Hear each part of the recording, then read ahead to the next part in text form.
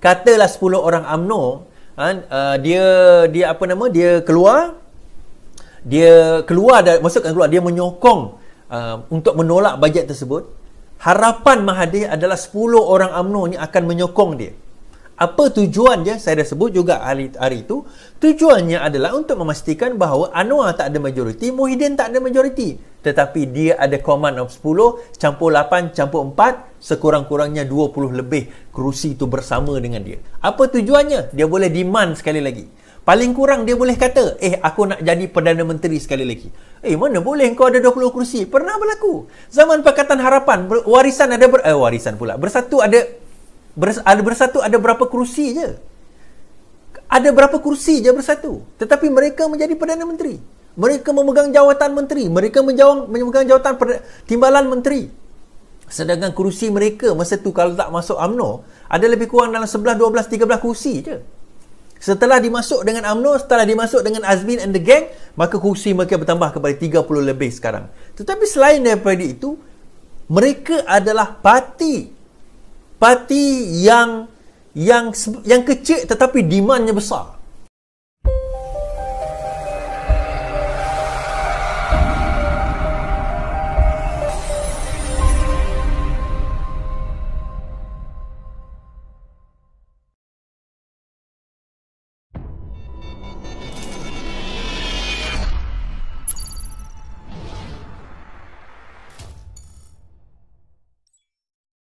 Jangan lupa subscribe ha. Ingat ha, subscribe ha. Assalamualaikum warahmatullahi taala wabarakatuh. Alamak rambut. Salam sejahtera, salam selamat perjuangan. Salam perjuangan, salam reformasi kepada rakan-rakan yang menonton kita pada malam ini. Terima kasih kerana masih lagi bersama dengan saya. Terima kasih lagi syukur alhamdulillah kerana saya ada live lagi. Kalau tak, sebenarnya kalau tukar kerajaan saya tak ada live. Tapi alhamdulillah kita masih lagi bersiaran, masih lagi dapat bersama dengan rakan-rakan kita. Terima kasih kepada yang bersama dengan saya pada malam ini daripada Air Molek Melaka. Saya tengok daripada Sarawak, Mikol Bol. Terima kasih Mikol. Daripada Semenyih, daripada PJ, daripada pelbagai tempat lah, Kedah, Jitra Kedah pun ada. Guru Sami, thank you. Terima kasih kepada pelbagai lah rakan-rakan kita di Facebook, di YouTube, di Instagram. Instagram tak ada. Di Facebook dan juga di YouTube serta di Twitter. Terima kasih yang bersama dengan saya pada malam ini. Dan kesyukuran kita kerana kita telah berjaya untuk mengharungi hari-hari getir, saat-saat getir kita. Dan yang penting sekarang ini kita teruskan lagi perjalanan dan usaha kita dalam menghadapi keadaan dan masa depan yang seterusnya. Alhamdulillah, terima kasih saya ucapkan dan juga tahniah kepada Parti Keadilan Rakyat, Amanah DAP dan juga rakan-rakan yang lain daripada pembangkang kerana berjaya mengurangkan dan juga menggugat Perikatan Nasional daripada kerajaan yang dulu mempunyai 2/3, Barisan Nasional UMNO mempunyai 2/3. Akhirnya sekarang ini hanya tinggal 3 sahaja. Jadi kalau sesiapa di sini yang rasa macam Anwar tu tak berjaya, anda kena cek balik lah. Ataupun sebenarnya anda sudah berada dalam ketakutan yang sangat sangat sehingga terpaksa nak buat pelbagai cerita. Namun begitu, apa yang saya nak ungkapkan di sini, nak bawa di sini adalah berjayanya usaha Tun Mahathir dalam memporak-peranda dan merosakkan UMNO dan memastikan bahawa UMNO itu hancur sehancur-hancurnya. Itu sebenarnya objektif utama dan beliau pun telah berjaya. Sebenarnya kalau kita tengok daripada rentetan peristiwa yang ada beberapa minggu dan beberapa bulan ini, kita akan dapat lihat sebenarnya UMNO sendiri berada dalam dilema. UMNO tidak mempunyai kekuatan dan juga Perikatan Nasional, kita tidak melihat satu natural leaders yang boleh membawa Perikatan Nasional itu ke hadapan dalam menghadapi situasi politik yang ada pada zaman sekarang dan masa akan datang nanti.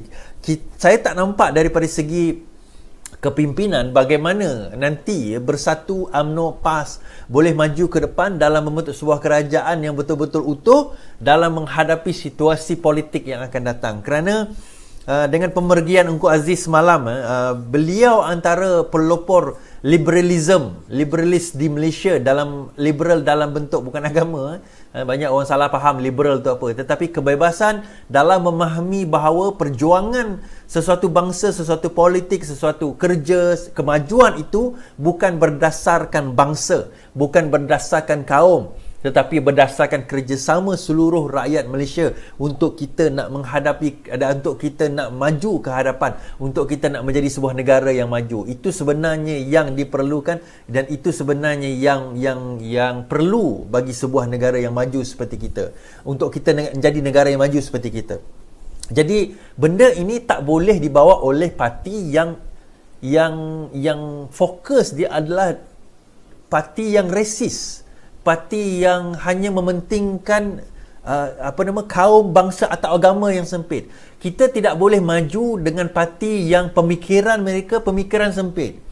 Kita tidak boleh maju dengan parti yang sentiasa memberitahu ahli-ahli, sentiasa memberitahu penganut-penganut mereka, sentiasa memberitahu pengikut-pengikut mereka bahawa penganut agama lain, bahawa bangsa lain itu tidak bagus, subpar, tidak sesuai, tidak apa orang kata tak layak untuk tinggal di negara kita. Sombong amat. Sedangkan hakikat sebenar, suka atau tidak, kita kena menerima sudah hakikat bahawa ini sebenarnya adalah bumi Malaysia. Bumi Malaysia ini dimiliki oleh rakyat Malaysia dan bukan setakat hanya sekadar orang Melayu. Di bumi negara kita ini tidak ada tinggal Melayu saja. Kita ada semua bangsa, semua agama. Malah yang tak ada agama pun, walaupun taklah sampai 1%, ada hak mereka di bumi ini, di bumi yang kita namakan sebagai negara Malaysia ini. Dan mereka memberi contribution, sumbangan dalam apa bidang dan juga cara sekalipun. Dan hanya itu cara untuk kita betul-betul nak maju ke hadapan, nak menjadikan negara kita maju hadapan, nak mengeluarkan rakyat kita daripada kesenjangan ekonomi. Hari ini anak buah saya, saudara Ajay ada menulis satu artikel, very good artikel, tapi saya tak sempat baca habis. Tetapi dia menyentuh mengenai kesenjangan global. Dan dalam artikel tu dia kata bahawa 8 orang yang terkaya di dunia memiliki harta yang hampir kombinasi beberapa negara yang miskin. Jadi kalau kita tengok disparity ataupun kesenjangan di dalam kaya dan miskin ini, kita kena lihat puncanya apa. Dan kita kena lihat sebabnya apa. Kita kena lihat apa yang membawa kepada perkara ini sehingga menjadi satu keadaan yang menyebabkan kemiskinan itu bukan setakat sekadar ini, bukan sekadar saya quote Profesor Ekonomi daripada UKM, Profesor Magdalene, orang Sarawak. Dia mengatakan bahawa kesenjangan ekonomi ini bukan setakat sekarang ini horizontal, tetapi dia juga akan menjadi vertical. Dia bukan sekadar kita kata di antara orang kata peringkat gaji, kita kata di antara middle class, for example, di antara B40, tetapi juga kesenjangan itu berlaku di kalangan kaum. Kita bukan setakat kita kata kaum Cina kaya, kaum Melayu miskin, dah tak ada macam tu dah. Kita akan lihat orang Melayu yang kaya betul-betul kaya dan miskin betul-betul miskin.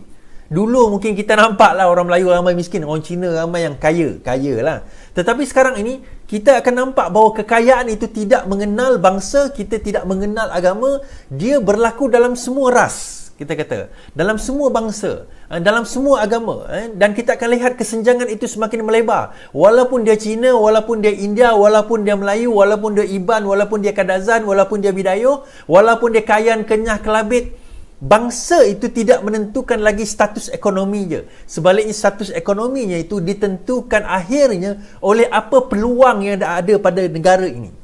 Jadi relevansi untuk parti berdasarkan agama, berdasarkan bangsa itu nak lead Malaysia sudah tak relevan lagi. Itu saya nak bawa hari ini. Bahawa sebenarnya parti yang berdasarkan ras bangsa, ras agama sudah tidak relevan. Parti Bersatu khas untuk orang Melayu, Parti UMNO khas untuk orang Melayu, Parti PAS khas untuk orang Islam sudah lagi tidak relevan dengan negara dan kemajuan yang kita nak capai. Kenapa? Sebab apa? Akhirnya kita menyedari maju tidak maju untuk kita nak menentang, untuk kita nak melawan poverty, untuk kita melawan kemiskinan, untuk kita nak merapatkan jurang kesenjangan, untuk kita nak memberi education kepada pendidikan kepada anak-anak kita, untuk memastikan bahawa rakyat Malaysia ini sentiasa mempunyai pendidikan, peluang pekerjaan, peluang untuk taraf hidup yang baik, peluang untuk kehidupan yang lebih baik, kesihatan dan sebagainya. Dia kena merentas bangsa, kena merentas agama. Sebab itu tuan-tuan dan puan, apabila politik itu hanya dihadkan kepada bangsa, hanya dihadkan kepada kelompok agama, maka golongan ini saja yang akan terbela. Bangsa lain tidak akan terbela, agama lain tidak akan terbela. Ada orang kata, apalah kau ni nak pergi bela bangsa lain? Apalah kau ni nak pergi bela agama lain? Dia bukan masalah membela agama lain, bangsa lain. Dia membela rakyat Malaysia. Kita kena lihat dia pertama sekali. The first sekali adalah dia adalah rakyat Malaysia. Kita kena buta warna. Maksudnya buta warna bukannya blind colour. Tetapi buta warna kulit, buta bangsa, buta agama. Dia susah, dia Cina, dia susah kita bantu.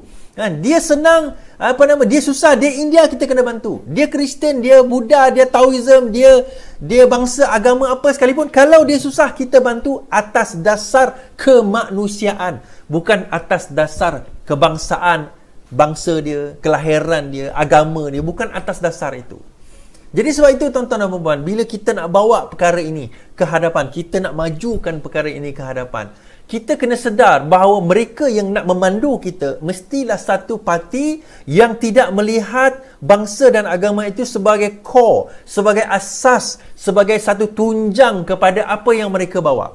Walaupun kita tidak menafikan, contohnya Parti Keadilan Rakyat itu, pimpinan tertinggi mereka terdiri daripada orang Melayu. Tetapi kita tengok, dia tidak melihat itu sebagai sebagai tunjang utama kepada perjuangan dia. Kerana perjuangan utama kepada Parti Keadilan Rakyat umpamanya reformasi, kemanusiaan. Kalau kita faham tentang perjuangan Datuk Seri Anwar Ibrahim, dia membawa kepada keadilan. Keadilan itu apa? Keadilan itu bukan bermaksud equality. Keadilan itu antara lain bermaksud equity. Memberikan hak kepada yang berhak, memberikan perkara yang sebetulnya kepada, meletakkan benda yang betul di tempat yang sebetulnya. Itu equity. Sedangkan kita melihat bahawa equality itu tidak memberikan kesaksamaan kepada pelbagai bangsa dan agama. Contohnya kalau kita tengok sekarang ini ramai orang Melayu dah dapat beasiswa. Orang India, orang Cina mungkin tak dapat beasiswa. Kalau kita bagi kesamarataan, kalau kita bagi equality berdasarkan kepada jumlah penduduk, maka yang Melayu akan dapat lebih banyak daripada yang Cina dan India.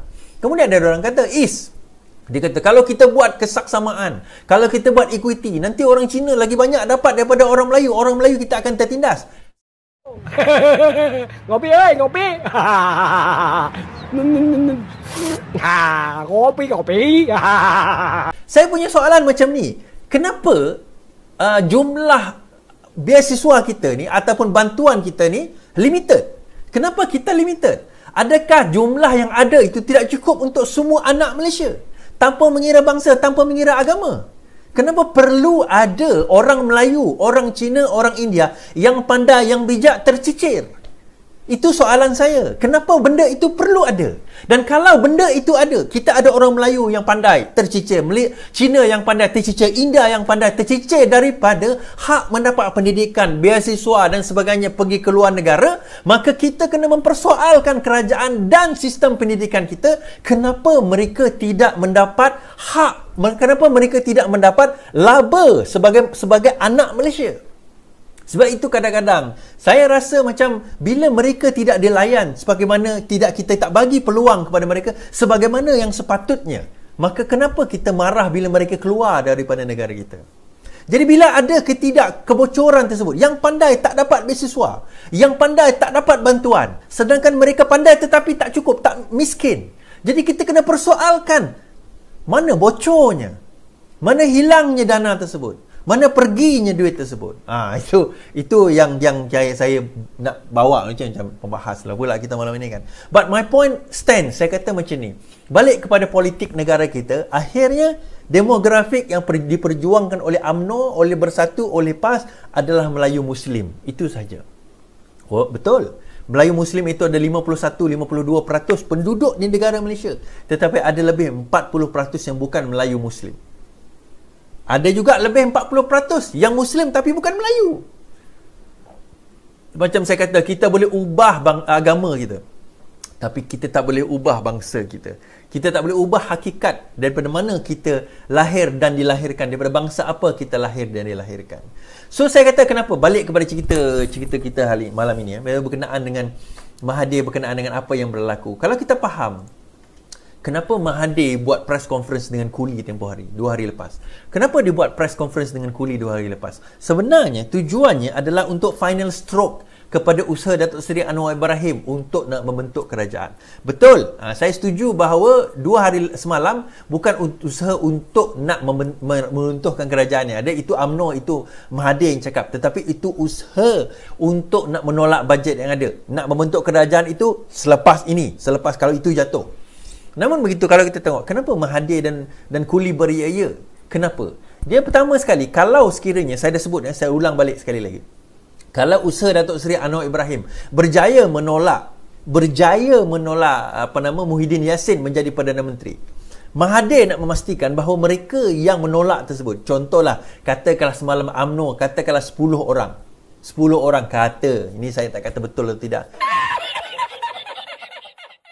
katalah 10 orang UMNO,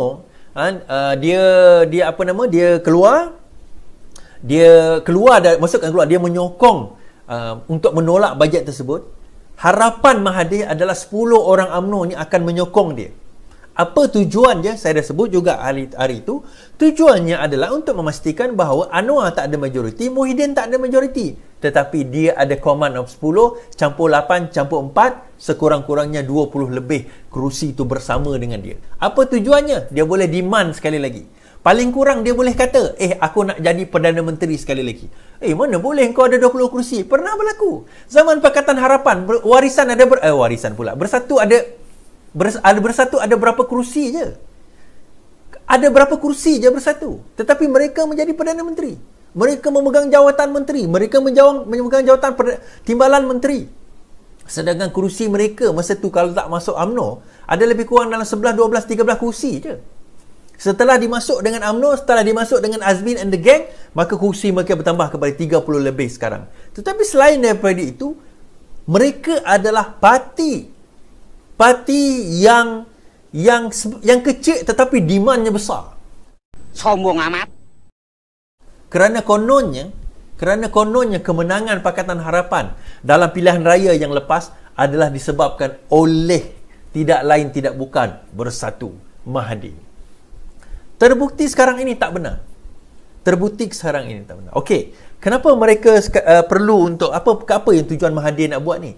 Mahathir nak flush out pengkhianat dalam UMNO supaya mereka tidak menyokong Datuk Seri Anwar Ibrahim. Itu tujuannya.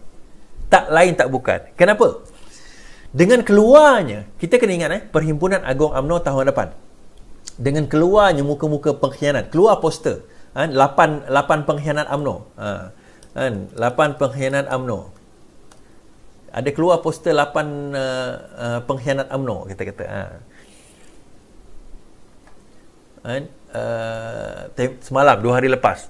Tujuannya adalah untuk nak bagi tahu bahawa pengkhianat dalam UMNO ini adalah mereka yang kita kena buang dalam pemilihan parti yang akan datang. Siapa yang kita kena naikkan? Ni saya dah ulang berkali-kali. Kena naikkan seseorang. Sekarang ini UMNO telah gagal untuk memainkan isu moratorium telah gagal. Isu KWSP telah gagal. Jadi kegagalan untuk nak memainkan isu-isu ini akhirnya akan merenjatkan usaha mereka untuk nak mendapat undi rakyat dalam pilihan raya yang akan datang ini. UMNO nak supaya pilihan raya diadakan secepat mungkin kerana semakin hari, setiap hari, setiap waktu, sekarang ini image mereka semakin buruk. Najib hari ini tulis dalam dia punya Facebook, dia kata 1MDB itu tak betul dan sebagainya. Dia masih lagi mempertahankan 1MDB lah. Despite of dia SRC tu duit tu dah didapati bersalah. Despite of that, dia masih lagi nak mempertahankan diri dia. Kenapa? Dia masih nak try kekal relevan, tuan-tuan dan puan-puan. Dan kita dapat saksikan tak lama lagi pemilihan Agung UMNO ni, kita akan dapat menyaksikan pertembungan yang sangat besar di antara 3 camp. Berkemungkinan 3 camp, berkemungkinan ada 2 camp tu bergabung menjadi 1 camp, berkemungkinan 2 camp akan bertembung. Dan pertembungan ini akan memastikan survivability UMNO, survivability Bersatu dan juga Azmin and the Gang. Kenapa?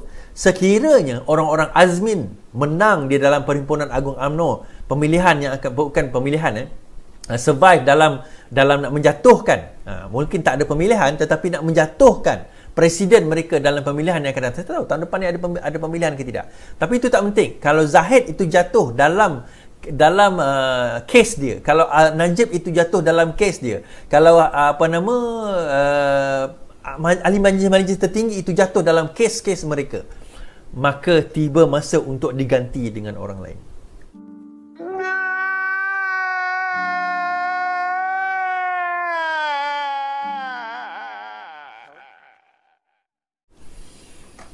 Sebab itu tuan-tuan dan puan-puan, saya nak bagi tahu bahawa usaha Mahathir itu nak flush out pengkhianat ini tidak lain tidak bukan adalah untuk memastikan UMNO itu bakal berkubur. UMNO yang ada sekarang dengan geng-geng yang ada sekarang ini bakal berkubur. Kenapa? Sebab bagi saya tidak ada ancaman yang lagi besar terhadap Bersatu kecuali UMNO. Dan saya dah nyatakan juga banyak kali perkara ini, di mana apabila UMNO itu berada dalam keadaan yang kuat, yang tergugat sebenarnya adalah Bersatu. Dan apabila UMNO itu berada dalam keadaan yang sangat lemah, yang untung adalah Bersatu. Kita kena fikir dan kita kena faham daripada rugi dan untung. Sebab pertembungan ini nanti bukan pertembungan di antara Pakatan Harapan dan Perikatan Nasional, tetapi dia akan berlaku pertembungan di antara UMNO dan juga Bersatu. Yang halangan utama Bersatu nanti, PBBM, adalah pembahagian kerusi. Pembahagian kerusi mereka dengan PAS dia tak ada masalah, dia tak ada isu. PAS ni tak ada isu. Kelantan bagi semua dengan PAS. Kalau Bersatu dengan PAS bergabung, dia kalau Bersatu dengan PAS, dia tak ada masalah pembahagian kerusi. Isu dia adalah apabila Bersatu dan UMNO dan PAS, tiga ni nanti akan mewujudkan satu pergaduhan dan juga ketegangan yang amat besar untuk mereka nak menentukan kerusi mana yang mereka akan pertandingkan. Mantap. Pilihan raya yang mereka nak minta yang akan berlaku tak lama lagi, berkemungkinan tahun hadapan ataupun tahun satu lagi, kita tak tahu, maksimum 2023 kan, adalah yang terbesar adalah dalam menentukan siapa mempunyai jumlah majoriti kerusi yang terbesar. Kerana apa? Kerusi itu nanti akan menentukan siapa yang akan bakal menjadi Perdana Menteri. Pertembungan ini kalau tidak dapat diselesaikan dalam masa segera, dia akan akan mematikan salah satu, sama ada PBBM atau UMNO. Dia akan mematikan sama ada PBBM atau UMNO. Kalau UMNO berjaya dengan berbagai jumlah kerusi yang banyak, maka PBBM akan dihancurkan.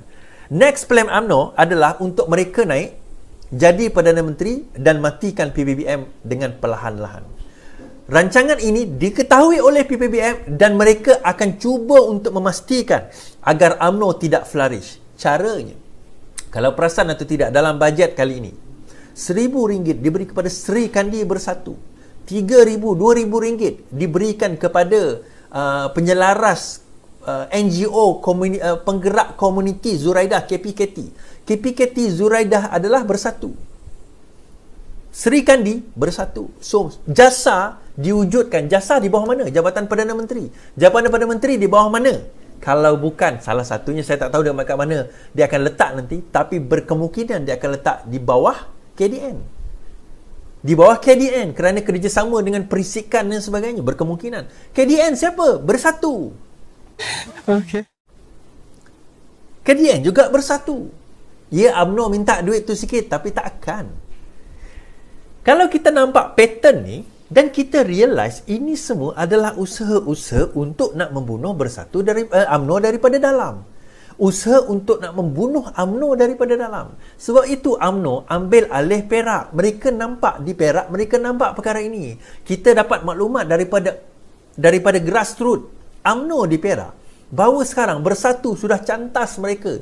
Satu persatu jawatan mereka cantas. UMNO sudah tidak tahan lagi dengan apa orang kata, bagai Belanda dapat tanah. Itulah dia Bersatu. Bagai Belanda dapat tanah. Kenapa bagai Belanda dapat tanah? Baru dapat 4 kursi, 5 kursi dekat Perak, tetapi ahli majlis, ahli majlis, lepas itu MPKK, ketua kampung, semua dia nak sakau, semua dia nak sapu, Exco semua dia nak ambil. Akhirnya UMNO, orang-orang bawah dia dapat apa? Benda ini yang menjadi sekarang ini pertembungan yang amat besar di kalangan Bersatu dan UMNO, sehingga menyebabkan percakaran ini menyebabkan tidak dia semakin membusuk dan membusung di dalam UMNO itu sendiri, di dalam Perikatan Nasional, di dalam Bersatu itu sendiri. Orang-orang bawah UMNO sekarang ini dok menjerit-jerit ni. Pimpinan kami tolonglah dengar. Kita sekarang ni dipijak-pijak oleh orang Bersatu. Dulu kita pergi hina dia, sekarang dia hina kita balik. Apa kita boleh buat? Apa kita kena buat? Akhirnya dia tak boleh buat apa. Bajet pun dia tak berani nak sokong UMNO untuk tolak bajet. Kenapa mereka tak berani? Last minute dihantar signal, kau nak dia dah berarti bersalah, kau nak kes kau dibuang atau tak nak? Kalau kau tak nak kes kau kekal dibuang, kalau kau nak kes kau dibuang, kau sokong kami. Kalau kau nak masuk penjara, kau sokonglah Anwar. Pertembungan ini yang sekarang ini menjadi satu modal terbesar untuk Pakatan Harapan nak merempuh benteng Bersatu dan juga UMNO.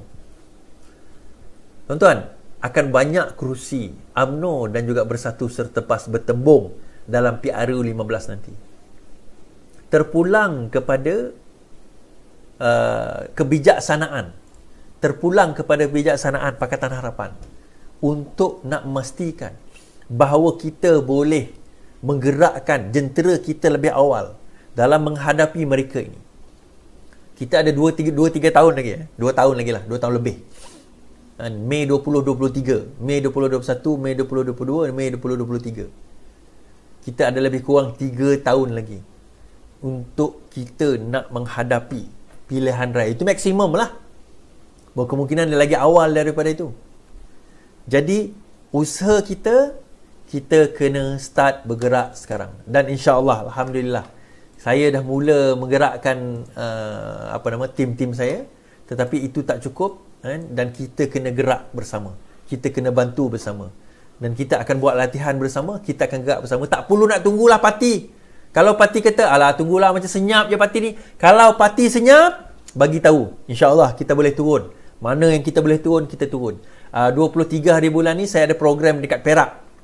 Saya akan turun dengan satu cabang di Perak. Kita buat program, kita bagi semangat kepada anak-anak buah dekat Perak tu, dan kita akan pastikan mereka untuk terus bergerak. Bagaimana kaedah dan cara. Sebab itu kalau sekiranya ada tuan-tuan dan perempuan nak bagi bantuan, bolehlah pergi hantar ke nombor akaun sini, atas ni, dan WhatsAppkan detail kepada 014-6402434. Itu bukan nombor saya, itu nombor admin saya. So jangan telefon tengah-tengah malam, kesian dia. WhatsApp je bagi tahu. So bagi tahu bahawa bantuan dalam bentuk RM1 telah dimasukkan, dan sesiapa yang nak bantu saya, like, subscribe YouTube saya, Facebook saya, kita share. Paling kurang tuan-tuan, kita share. Sebab itu jangan pernah kita rasa takut, jangan pernah kita rasa gusar. Tak apa, kita buat perlahan-lahan, kita buat slow-slow. InsyaAllah benda ni takkan habis. Benda ni kita akan pastikan dia akan berjaya. Benda ni kita akan pastikan dia akan sentiasa ada. Sebab itu insyaAllah saya nak kita sama-sama merempuh benda ini. InsyaAllah kita sama-sama merempuh jurang perbezaan agama, bangsa, jurang perbezaan kesenjangan, kemiskinan, dan juga politik kita. Hanya kerana kita different politik, kita tak boleh nak memajukan negara kita, dan tidak ada orang lain yang layak untuk nak membawa pemimpin kita, negara kita, melainkan Datuk Seri Anwar Ibrahim. So itu saja daripada saya. Terima kasih kerana bersama dengan saya pada malam ini. Sekian, selamat malam. Yang penting jangan pernah putus asa. Lawan, tetap lawan. Assalamualaikum. Jangan lupa subscribe Ingat subscribe